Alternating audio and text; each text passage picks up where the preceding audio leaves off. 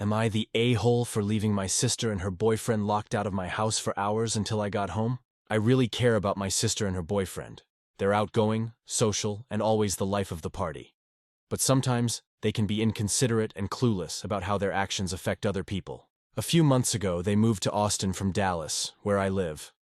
My partner and I decided to visit them for the weekend, planning everything weeks ahead. We could only stay one night. When we arrived, we grabbed dinner at a trendy taco joint they loved, then went back to their place.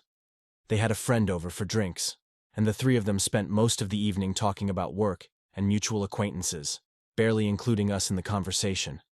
They even called it a night pretty early, leaving me and my partner feeling like third wheels. The next morning, I hoped we'd get some quality time together, maybe brunch or a walk around their new neighborhood. Instead, my sister casually told us, "We have plans to meet someone at 11 a.m., so we'll need you to head out by 9:30. When I asked if we could tag along, she waved it off, saying, "It's just a catch-up with someone you don't know. It'd be awkward." Feeling brushed aside, we left early, had breakfast alone, and drove home. The whole trip made me feel like our visit was just an afterthought. When I tried to bring it up later, she gave me a half-hearted apology that made me feel even worse. Fast forward to last weekend. My sister and her boyfriend came to stay with us for one night because we'd all planned to go to a concert together, though we had different seats.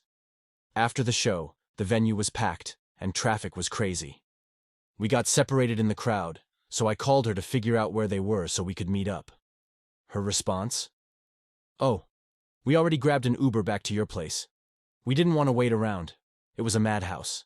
I was stunned and said, "Are you serious? You just left me here?" She brushed it off with, "You'll get back eventually. It's not a big deal." Furious and stranded in the middle of downtown at night, I called my partner and told him what happened. I asked him not to let them in until I got home, and he agreed.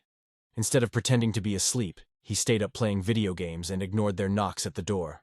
It took me almost 2 hours to find a ride home. When I finally got back, they were livid, saying I was childish and spiteful. I was too tired and angry to argue, so I went to bed. The next morning, they left without saying goodbye. At first, I felt completely justified, but now, word has gotten around, and friends and family are saying I went too far. So, AITA,